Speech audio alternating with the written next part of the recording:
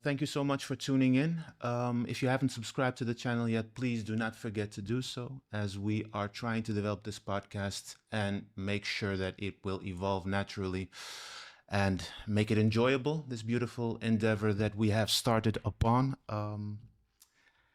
Amy, thank you so much for your willingness to be a part of this. My pleasure. We're talking about my favorite subject. Oh, nice. That's good to hear. Education is the subject, obviously. It's a podcast on that.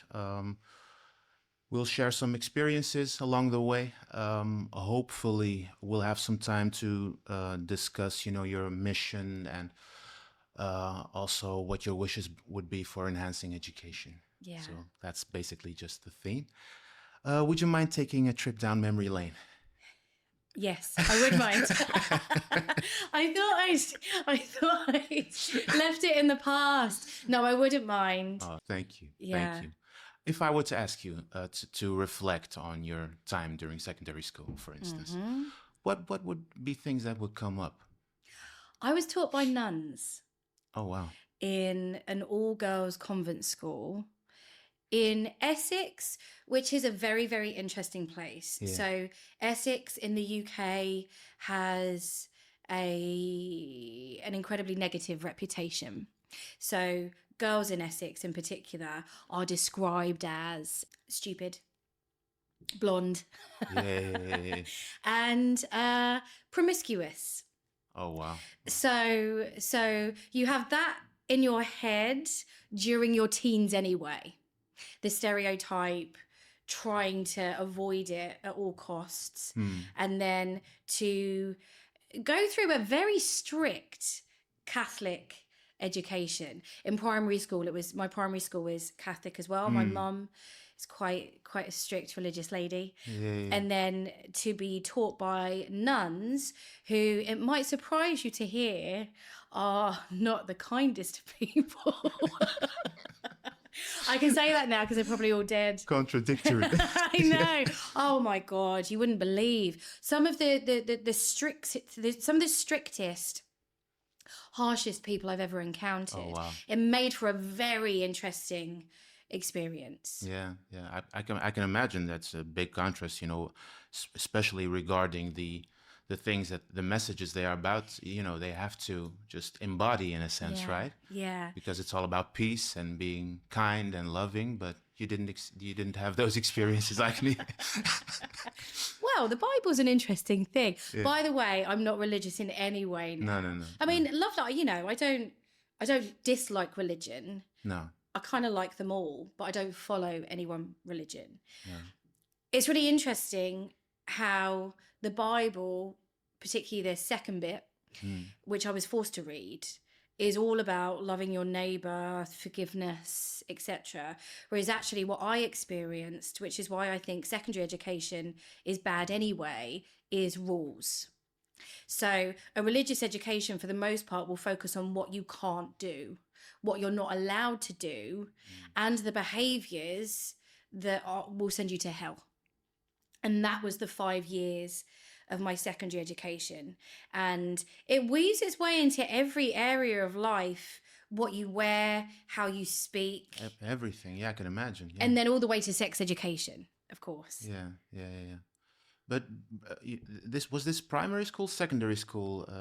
Both. Both. Primary school was what was really, really interesting. I know we're going to talk about secondary school, but primary school was probably the most disturbing in terms of how the young people were treated. So the context is, in my hometown in Essex, all of the schools were bad apart from the religious ones. So if you wanted to have a really decent education, you had to go to the Catholic school. Yeah. Some kids would become Catholic just so that they went to the decent school. That was very common. However, in my primary school, which was called St. Thomas's, run by Sister Paul. Wow. And I never did. It never really twigged that Paul is a man's name. For the most part, we were all Catholic, apart from in every single class, there was like 3 or 4 non-Catholics. Yeah. The way that the non-Catholics were treated was quite remarkable in terms of they were left out of games, they were left out of certain classes, they would have their own table. Wow. Just immediate segregation from the age of 4, but based on religion. Yeah, yeah. I can imagine that's a very contradictory environment to grow up in a sense, right? Because Yeah. you have all this prejudice around Essex and the people Yeah. who live there, and being raised in a Catholic environment. I can believe that could be a little contradictory, right? Yeah. How did you navigate that? I think the thing is going to a Catholic school for girls affects girls in many different ways. Like, it's an entire thing. For some, you feel guilt for the rest of your life. Wow. Because you've had it drummed into you, this is bad, you are bad, having these thoughts is bad, a woman's role is specifically this, if you ever break that mold then you are bad, that's so Catholic guilt is a whole thing. Yeah. And for some girls and then women, that will just plague them for their entire lives. They'll just have a sense they are bad. Yeah. And you do get told quite regularly that you are. So that's actually not irrational. It's not irrational. Or you have another choice. And that really affected my sisters. There's about 8 and 9 years between me and my sisters. They're older than me. That really affected them, that whole idea of Catholic guilt. Or you can strive for autonomous thought and resist, knowing that if you resist, you'll get into trouble the entire time. And so I got into trouble the entire time. I was about to ask the exact question. I was about to say, I can imagine you would be the kind who gets in trouble. Yeah. So from my very first, how old are you? 10, 11. Yeah. From my first year, like I was always a geek, but I was always in trouble. Yeah. Always in trouble for questioning these kind of diehard religious beliefs that were, it's weird. Every single subject, science, English, obviously religious RE, which we had to do at GCSE, Yeah, of course. History, every single subject can be poisoned by religion in that kind of environment. An extreme ways of thinking. Exactly. Yeah. So the lens, regardless of the subject, I mean, maybe with the exception of geography, regardless of the subject, those that Catholic thinking will inevitably be weaved in. Yeah. That lens. Yeah, I can imagine, and you have the same. I think you have the same dynamics in the Netherlands as well, where Right. you have religious streams and Yeah. education built around them. Yeah. And they also have the tendency to instill a lot of their religious thinking into the different subjects, right? Yeah. I can imagine that can be very contradictory growing up, because you're also part of a secular society in a sense. Absolutely. Yeah. Absolutely. I think education in general, I am not a fan of the education system in the UK. Not in the slightest. Oh, wow. I think it's broken. I think it's been broken for a very long time. I've worked in education in a couple of different ways as well. So I've seen it, which we can talk about. I've course, seen it yeah. from different areas. For the most part, I don't know if it's the same in every society. I wish I did know. It's about control. It's about the behaviours which are appropriate for your pocket of society. It's instilling the rules and making you be normal. In inverted Quote unquote. commas. Yeah, quote yeah. unquote. And then again, when you add the religious layer to that, it just feels even more suffocating, I think. Wow. And how did teachers play a role in that, phase of your, let's say, development, your growing up in a sense? Yeah, I wish I knew what other teachers were like. Like Yeah. I wish I'd been to a couple of different schools so I could see what everyone else had. 50% of my teachers were nuns, and interestingly, they were the only teachers who used, is it corporal punishment or is it corporal punishment where you get hit in All school? right. Yeah. Capital punishment is where you die. where you Yeah. get corporal punishment. I think is physical violence in order to make you behave. Just the nuns would do that at school. So we're talking, like the ruler on the hand, or just smacking on the bottom. Yeah. By the way, I grew up I went to secondary school from the years I left secondary school in 1997. So bit of a different, that was quite some time ago, 30 years ago or whatever. How many years ago? Yeah, almost 30. Yeah. Yeah. So it was a long time ago. So maybe these behaviours were just more tolerated. But yeah, the nuns were the only ones that would hit kids, and the shame and the humiliation of children in their classes was quite dramatic. They would do it in front of all the Oh others. my God, yeah, yes, of yeah. course.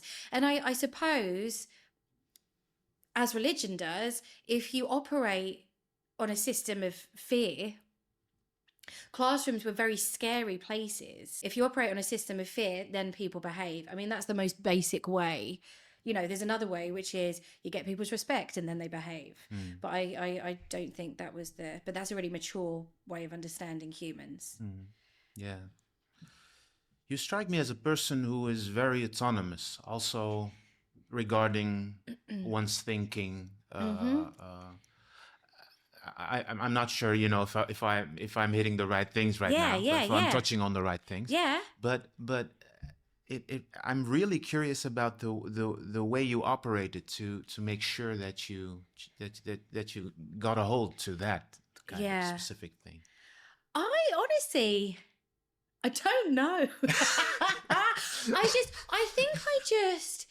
I think from a very early age, it did help having two older sisters who were going through life, who were really discovering life at a different time to me. I was being educated by them as well. Yeah. I think from a very early age, I respect anyone who follows a religion. I understand the importance of faith. I get it. I totally get it. I think atheists often are unnecessarily negative. Yeah. I understand why people need religion, and I respect it wholeheartedly. I really do. However, I think from a very early age, I would look at all these stories and I would go to church and see people chanting like this and just think, what on earth?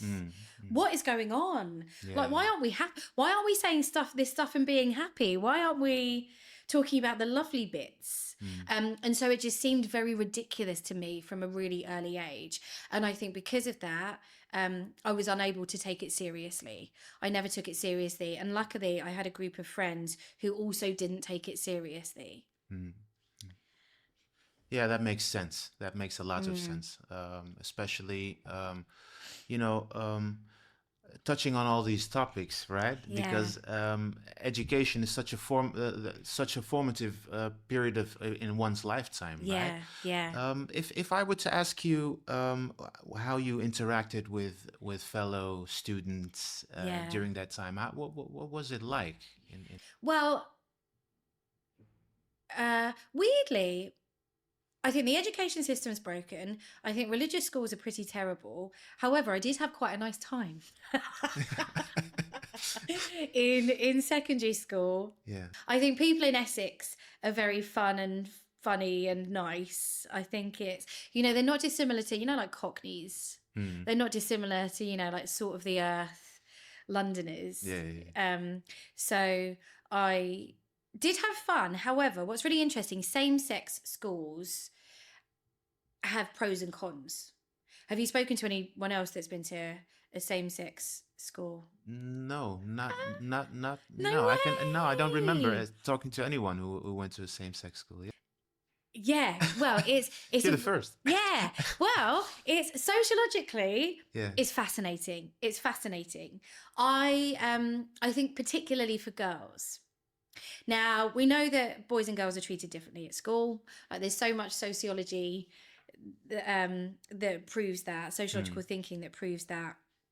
The whole cliche about the boy being the class clown and getting away with it and girls being obedient, that's not fabricated. That's like grounded in research and all that stuff for probably hundreds of years. when you have same-sex schools for girls, there's a really interesting social dynamic there because you don't have boys. So there's none of the flirtation or the, all that stuff that's going on when you're 11 to 15. You're discovering the other sex. If Yeah. you're heterosexual, like obviously. Obviously, yeah. You don't have any of that. You don't have any of that distraction. And I feel like that enables your personality to blossom more because you're not worrying about being attractive. You're not in class. You're not worried about being approved. The boys approving you. All of that is just completely rubbed All out. that validation based Yeah. on the way you look, or You don't need, And so what I've found is that the girls that went to my school with me, they're insane. But, in the best possible way, just like, almost have a slight masculine energy. Because we had to compensate because there was no masculine energy in the classroom. Do not forget to subscribe to the channel. You have no idea what one simple click will do for the future of this endeavor. So that I think is fascinating. However, conversely, I suppose, women together can be tricky.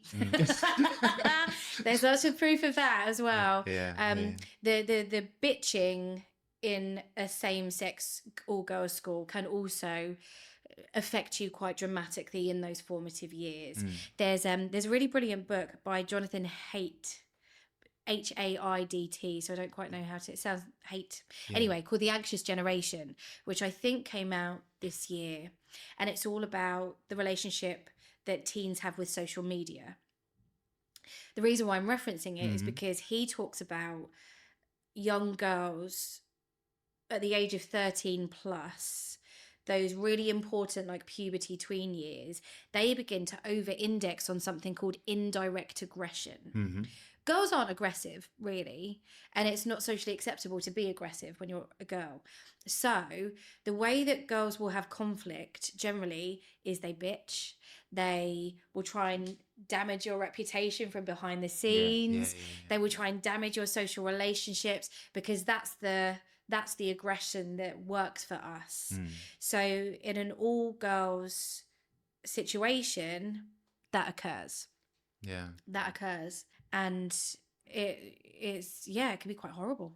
Yeah, I can imagine. And especially, in a sense, you say it's very liberating because there were no circumstances in which we needed, validation from males or whatever, right? Yeah. But also that the social dynamics can be very challenging at times, and especially given the fact that girls navigate conflicts and through conflicts differently in a sense, right? Yeah, totally. Yeah. I mean, thank God. So many people must say this, but thank God I didn't have social media when I was growing up, when I was a teenager, because my nieces have spoken about how bullying at school just extends to Instagram, like it extends to TikTok in a way that we didn't have when I was growing up. Luckily, I mean, I can't even imagine like the stress, the mental stress of having that as well. And everyone at school, unless you're lucky or bland, everyone at school has a period where they're the one that gets picked on a bit, you know? Exactly. Yeah, all those stickers and all those memes and everything. A lot of secondary school students have talked to me about this, that saying that that it's like a 24/7 kind of thing where it just doesn't stop when you're the one getting picked on, right? Yes. Yeah. I genuinely can't even imagine that. So thank God. Thank God I didn't have that. Yeah. So many interesting things that we've touched upon. And I feel like I've thrown it at you. No, and you didn't know that I was going to. No, I do not mind in the slightest. Yeah. Thank you for sharing all these, insights on going to a same-sex school, on having to navigate through, the world of nuns where their behaviors doesn't really match the thing they are actually supposed to express in a sense. What was your What did you? No, it's all right. It's all right. What did you do afterwards, after secondary school? What was your educational route like? Yeah, so after secondary school, I went to college, which was the first time in 5 years I spoke to another boy. Literally, for 5 years, Wow. I didn't speak to another human boy. Wow. How mad is that? Wow. So I went to college and studied sociology, English literature, French. Did pretty well. That was a whole kind of trying to work out who I was within the context of mixed gender educational situations. That was like a whole other thing. It was when I was at college, I started to really get accused of being an attention seeker. I got moved in every single one of my classes. I'm sure that's happened to a lot of your listeners. Oh yeah. Yeah. Did it happen to you? Did you ever get moved? Yeah, by one teacher, biology teacher. And I was sitting, alongside this very loud but he was very good in his timing. He once everyone started talking, he would do something crazy, and I would be the one just doubled over laughing 3 minutes after the thing happened. So I remember him just saying to me that, I'm going to move you for the next of this year, and I was seated in a corner. Oh and no, the shame. Yeah, and I felt horrible. Yeah. It's so embarrassing. But that's the thing. I think at school, your relationship with your teachers is really important. I've realised now, since I've really started studying again, well, I never really stopped studying, but I'm starting to do more stuff at universities, is I am pretty obsessed with the validation of teachers. Yeah. I love it. Yeah. I love it. I just studied the psychology of emotions at Cornell. Oh, and wow. when that teacher told me that my work was brilliant, I was like, oh, there is nothing better than this feeling. Yeah, wow. Approval from my parents, no. Approval from my peers, don't care. Teachers, yeah. Beautiful. So after college, I went to university in Bath to study sociology and psychology, and I did one of those courses where you take the third year off and you work in an area that's relevant to your degree. And I worked in education in that third year. I worked in educational social policy. Wow.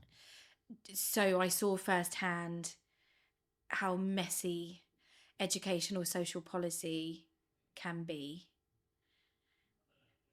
If you want me to, please. I was about to say, could you please elaborate on that for a little bit? Yeah. So it's when I was doing that, I worked for an organisation called the Higher Education and Funding Council for England, and they just give universities money, which is a political hotbed. It's universities are businesses, increasingly so. Yeah.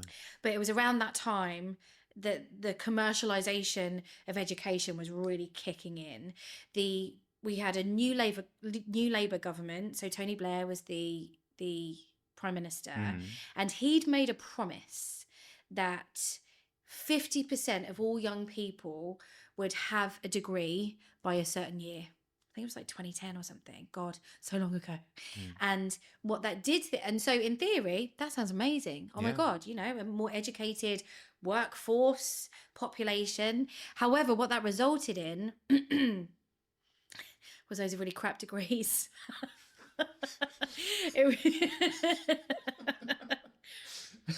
resulted in this I don't know, lessening of the significance of the university degree, which should be hard work. Exactly. Yeah. You should be opening your mind completely and challenging yourself on all of those things. And I saw firsthand all these degrees that were created just to get funding, Yeah. just for institutions to get funding. And it all just became a bit of a mess. And during that time when I worked in educational social policy, everyone was pissed off.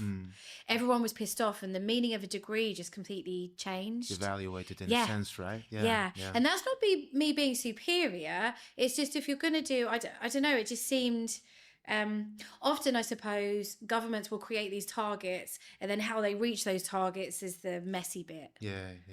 You had the same trend in the Netherlands as well, where education, especially at universities of applied sciences or not, would be sort of like an extension of the job market in a sense, right? Yeah. There would be a great demand for a certain professional in whatever field, and they would create an educational route around that thing.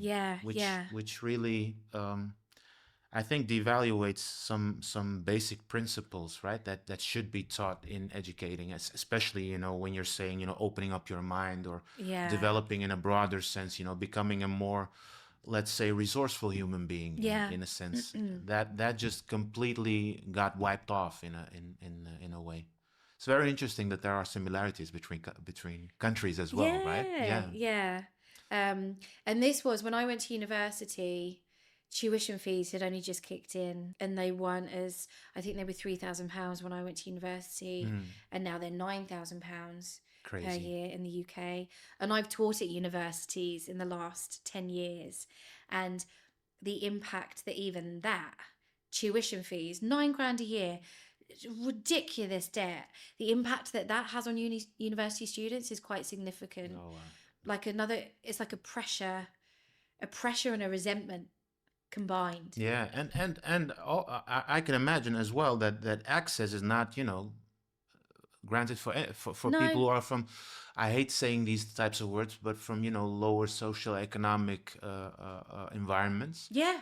I mean, they can only, I can imagine that they could only imagine going to university, but never really putting it into existence in a sense, right? Well, yeah, because it's not just your tuition fees. So when I went to so I'm from a working class background, and I think both of my parents had retired early by the time I went to university. They also had me quite late, and didn't have any money. They couldn't fund me through university. I got a loan like everyone does. I was working 37 hours a week during my university. Wow. Every single year. And I'm assuming, I mean, it was in pubs, so obviously it was amazing. I would assume that so many young people have to do the same. And I didn't have the same levels of debt that all these young people would have now. It's just such a, God, I don't often have conversations like this. No. It's just everything needs you just want to rip it up and start again. Yeah. It really, it's, I strongly feel it's, that governments should be obliged to do so, because it's not just, it's not just providing, students with the tools to set out on their journey and the next chapters of their journey, but also improving their well-being, right? How could you send someone into the world with tens of thousands of debt, and good luck with that? Yeah. Awful. Yeah. And then it's, it just actually feels unethical. It does in a sense, right? Yeah. I really love this exchange, because I get to see what student life in the UK is like, right? Yeah. If I were to ask you what your current mission is, how would you describe that? See, my body language changes. Body language changes. I'm like, yeah, you can. Of course you can. So at the moment, I run a learning and development company. That's called Good Shout. And we focus primarily on the voice. So anything that you use your voice for, we give you training in. So public speaking, writing, giving people feedback, having conflict, articulating ideas. That's what we provide training in. Because I don't think people think about their communication enough. And if you didn't go to a private school where you do debating and you told that you're going to be prime minister and all of that stuff, if you went to a state school, the confidence just isn't always there. So that's what we provide training in. And because I worked in advertising for 20 years as a creative, so I always approach stuff, and I'm a writer and stuff. I always approach stuff a little bit creatively. The way that we teach is surprising, it's a little bit immersive, sometimes it's got storylines. I very rarely have agendas, so I very rarely tell people how they're going to learn. I just ask them to trust me. Wow. And they do, they do. Beautiful. So our mission, I have a really precise mission, which is to make learning lovely. Learning is a privilege, and I think most people get that. I mean, a lot of people resent it when they're at school because they'd rather be playing. But learning is a privilege, but very rarely is it wonderful, like engrossing and beautiful and an unforgettable experience. Which adds value to one's personal development, Oh right? my God, totally. Yeah. And the thing is, there's so much, at the moment, we focus primarily on teaching in companies. I would love to move into proper education. I would love to, for example, we have just a regular public speaking training course. I'm so desperate to do that course for teenage girls because all the research says that when a teenage girl hits like 11, 12, their confidence plummets. So I would love to create something, but you have to navigate a whole load of bloody red tape and stuff. Lots of research says that when it comes to corporate training, only 5% to 20% of it ever sticks. Because think about, I don't know what kind of training you've had, but like so often you're just sitting in a room for 8 hours. Some dude is at the front. He's done it 100 times before. He's got an old shitty projector. It's got a triangle on it, and that triangle is some kind of framework. And the man's on repeat. And you're like, kill me. Yeah. Boring. Oh my God, yeah. I can totally relate. Yeah. You're not going to remember that. You'll do everything you can to forget it. Yeah. So I want to make learning lovely. And I know that sounds a bit touchy-feely, but sometimes it's okay.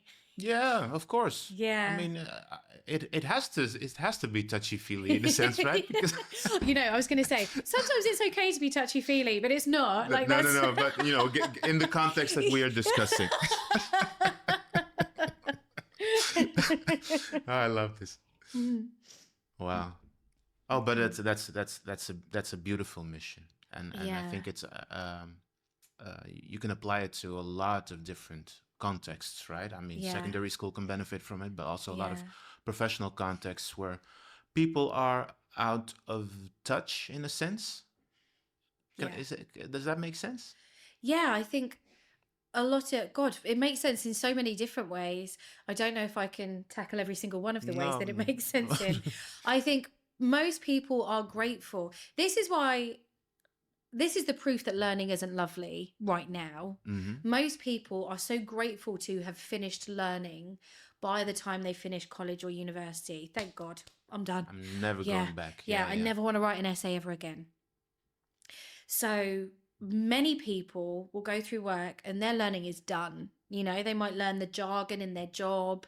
They might have honed their craft. But opening their minds again is just effort. I think because they're used to that dude at the front with a triangle and a projector and everything.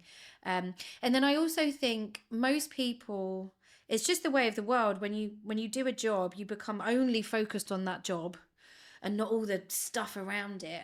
I remember when I worked in advertising, so I've never stopped learning sociology and psychology for the most part. Although I'm just learning at Cambridge. I literally start today. Oh, wow. I'm learning about Roman and Greek mythology. Oh, wow. Because I've never learned it before, and I just fancy something a bit different. I worked in advertising for 20 years and was astounded that no one ever really talked about psychology. Crazy. Yeah. Because it was just like, well, let's make some adverts and let's put these adverts there. Like, there's a whole wealth of information outside of what you do that you can apply to what you do, but people, I guess, they get tunnel vision in their jobs. Well, also Greek mythology, to stick with that example for just a little bit. Yeah. I mean, I can imagine that it could enhance your storytelling as well, because a lot of stories, if you look at, for instance, a Greek tragedy. Did I say Yeah, that in yeah, English? yeah, yeah, yeah. It has, those stories are built in a certain way, and Oh my God. the film industry or advertising, they all could benefit from that in a sense, Yeah. right? I also think it's interesting the way that humans haven't changed that much No. in millennia. The way that we worship people with prestige and the whole thing of like social status, and that still applies today. It's just they're not gods and goddesses, they're fucking influencers. They're influencers and Marvel universe stars. Yeah, That's who I worship anyway. Marvel, yeah. Beautiful, beautiful. We are. I think we're close to a wrap, in a sense. Okay. I really enjoyed this conversation, and I think that we could extend it for a lot of, let's say, minutes slash, hours, for that matter. But if I were to ask you what your wishes would be for, let's say, enhancing our education or our educational systems, and maybe we've touched upon those things just a few Yeah. minutes back, but how would you summarize that? Actually, in 3 ways. The first way, I think the education system needs a revolution. I don't know how it is in every single country. Like I said, I wish I did. In the UK in particular, it desperately needs a revolution, because if we don't revolt in education, we are raising populations of robots with less and less autonomous thought, more and more reliance on stuff like AI. So we need a revolution. Two subparts to that. First of all, I think the relationship between teachers and neurodiversity isn't great. No. It's still not great. It's still not sensitive. I don't think it's as informed as it could be from what I hear. I think when I was at school, if you were in any way different, you were bad. If you were in any way not normal, you were shamed for it. I still don't think that kids that are different are treated with as much respect as they deserve. And then the final part, particularly in the UK, creativity is taking more and more of a backseat over the years. It has done over the years. I think we need to inject creativity back into not only the subjects, but also how we learn.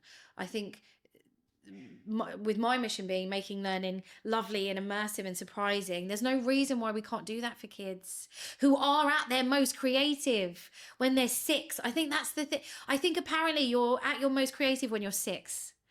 And then you just lose it because these boring institutions just like beat it out of you. In the case of nuns, literally. Yeah. But other times it's figuratively. Luckily. Yeah. Luckily. Wow. Thank you so much for an insightful conversation, Amy. I really loved listening to all the different stages and chapters of your life, from a very religious one to a shift to a very secular one at university, and also how you've managed to translate that into a topic which I think is essential for everyone's development, in a sense. So I cannot thank you enough, Amy. Thank you so much. Yeah, this has been amazing. Thank you. Thank you so much for listening, and I hope you've had a good time. We would love to have you on one day. If you're enthused and would like to be a part of this, feel free to DM me on Instagram. My username is @meneer Hutch, which is Dutch for Mr. Hatch.